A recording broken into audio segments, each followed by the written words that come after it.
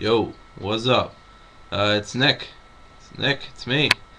I don't know why I'm saying my name, because you know who I am by now. Anyway, philosophical rambling time. Kind of late in the morning, early in the morning, you know, past 12:30.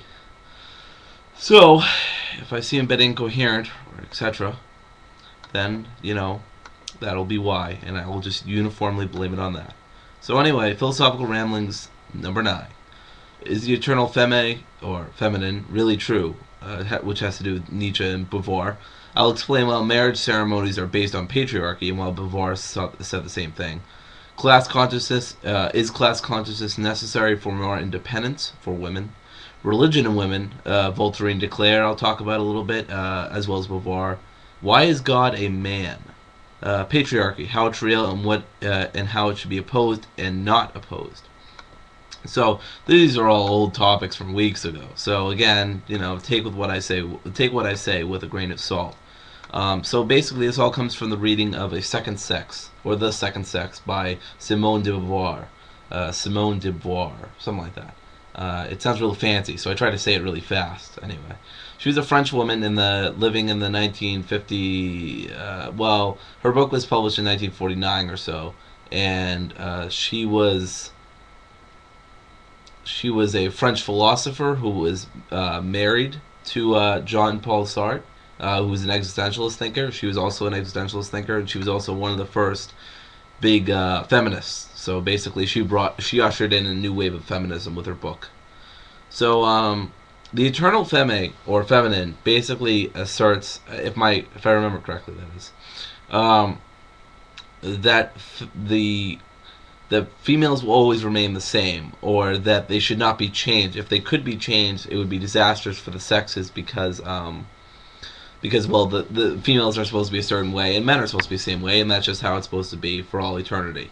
And so this is an idea that Nietzsche brought up, and this is also an idea that Beauvoir rejected. She said that this need not be necessarily so. In fact, we can already see through the progress of history, women have made several jumps and becoming more and more affluent, more productive, more independent as progress has gone on. Obviously, it did not start off well for women, and it continued to not go too well for them, but it was a gradual, very, very, very gradual process. And even now, women sometimes get the short end of the stick on a lot of things, but I'll get into that at some other point. So Beauvoir rejected this notion of the eternal feme, and I do too. I think women can change themselves. I think they can change gender roles, which is something important that I'll be talking about in the next few philosophical ramblings. I think they can switch it around and bring it to a more equal playing field. Not necessarily through any force or involuntary relationships, but through basically changing social environments and constructing yourself much differently. I am also an existentialist, so a lot of what Beauvoir has to say about which is existentialist, I largely agree with. A woman is not you're not born a woman, you are made into a woman, or something like that, is something famous she said. Now, she also talks about marriage ceremonies, and she talks about how they're based on patriarchy, or at least I want to talk about how they're based on patriarchy. Let's say, for example, because the bride's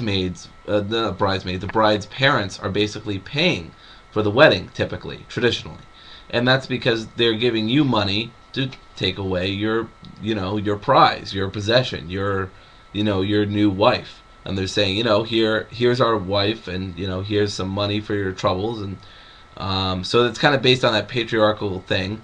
The woman comes in and everyone kind of stares at her and thinks how beautiful she is, which is good, but it kind of objectifies her too in certain ways. And of course, at no point in this video am I going to say I'm perfect. I am well known within my friends as being a sort of pervert.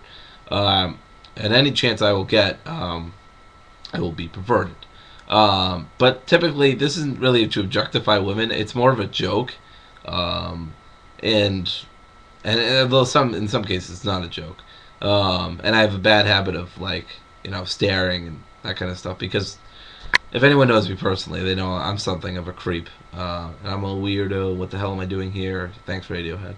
But anyway, this is kind of a tangent, but I mean, I'm not. The point was, I'm not going to say I'm perfect in dealing with females either. Certainly not.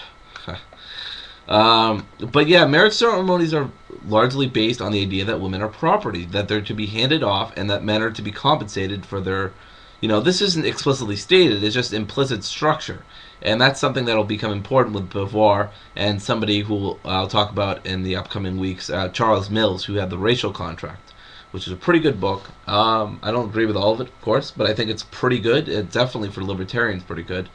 Even though, he's basically a Marxist and he makes a lot of mistakes about the social contract and stuff like that. But overall, it's pretty good. But either way, this implicit structural oppression against women and the way things are structured that basically advance the oppression of women and blacks is something I want to address. And it's something inherent in marriage.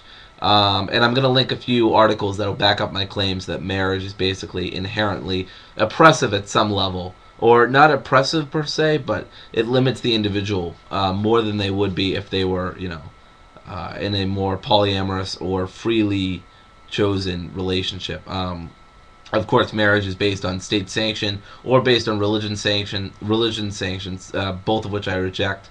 And I don't think marriage is a legitimate institution, but if people want to go into it, they can. I don't think it's necessarily immoral. I think it has some moral problems. And I think it's impractical in a lot of ways, but I'll use the links because I'm not going to talk about this too much more.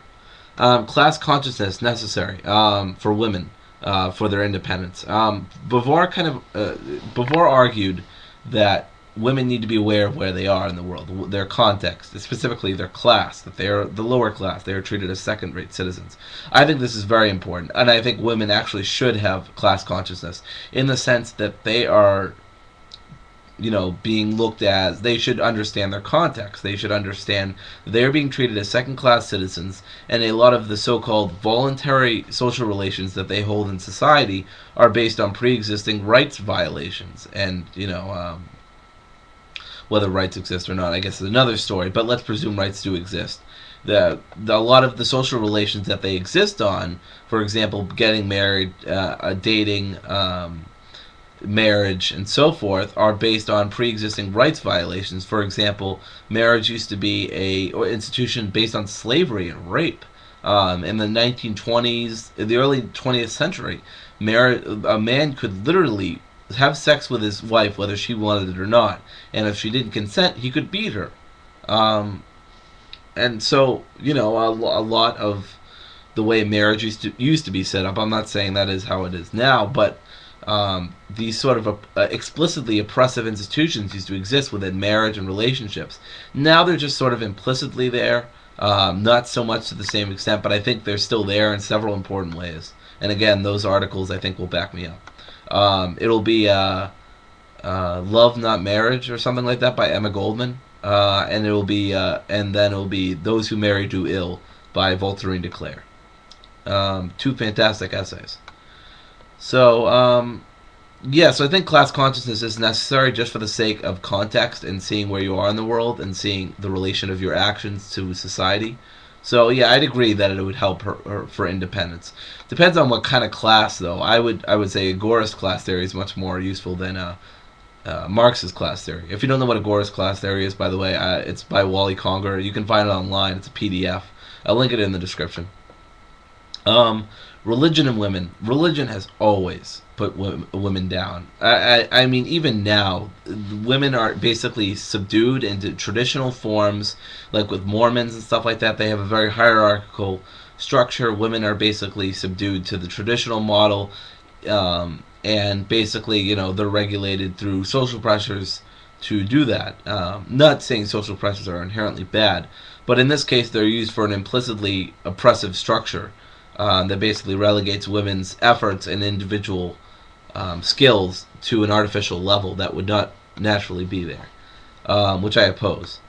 So Voltairine had some good stuff to say about the church. I mean, she is a good example of how the church breaks youth. When she was young, she was in basically what would amount to like a Catholic school or sorts, and her spirit was basically broken when she was younger. and it's a shame that things had to, it affected her for the rest of her life and made her, resentful towards the church. Um, so this is something I want to get more into at some other time, but I do want to say, I do want to bring up the point that why is God always seen as a man? When you think of when you think of God, you think of a guy with a beard, a white guy with a beard, which is another problem I'll get into later with Charles Mills.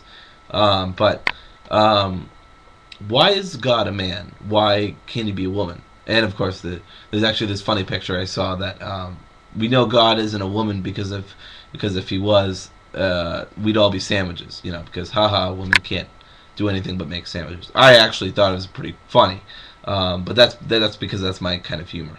I mean, generally when I make demeaning remarks towards women or objectifying remarks, it's satirical, and I'm really just making fun of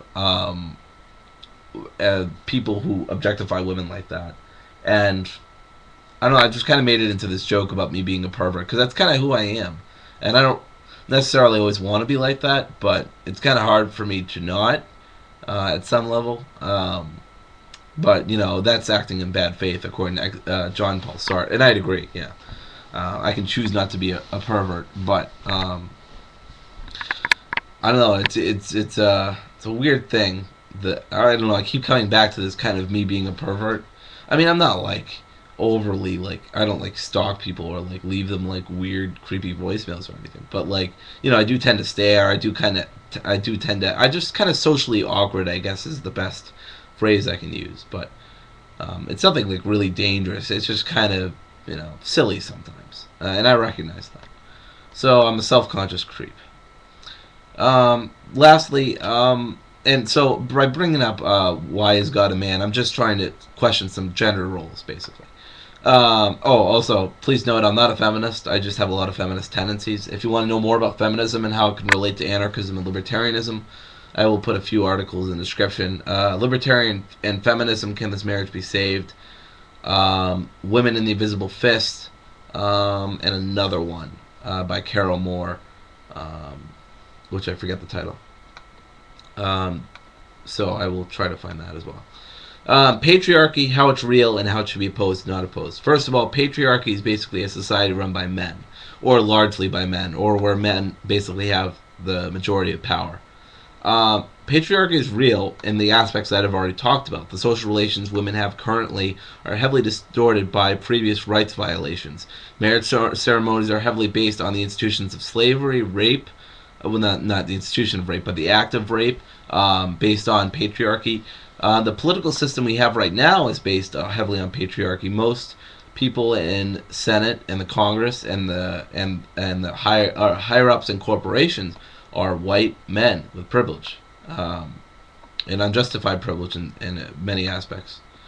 So that's how it's real, and it should be opposed through individual efforts, through also collective efforts too, but by individual efforts I mean non-political, education, direct action, the kind of stuff I advocated on my anti-voting series, I guess you could call it. It should not be opposed by looking to the state to guarantee more rights for women. As Emma Goldman said, voting is not, the ballot is not what's going to win women's independence. Now, she thinks, liberty is, and Beauvoir will basically argue that the same as she will argue the same thing, but within a different context of socioeconomic equality and social equality, or just socioeconomic equality and sociopolitical equality. But I'll get more into why I don't necessarily buy her arguments as opposed to Emma Goldman's. So I think that'll be it for this video. Hope you guys have enjoyed it. So tomorrow night should be number 10. Monday should be Monday won't be anything. Tuesday will be number 11. Wednesday will be Coheed and Cambria. Oh no, actually it will be a bonus feature, and then Coheed and Cambria. I'm not sure. I'm trying to figure that out. And then Thursday should be 12. All right, so I'll see you guys next week, or tomorrow night, and then I'll see you next week. Yeah.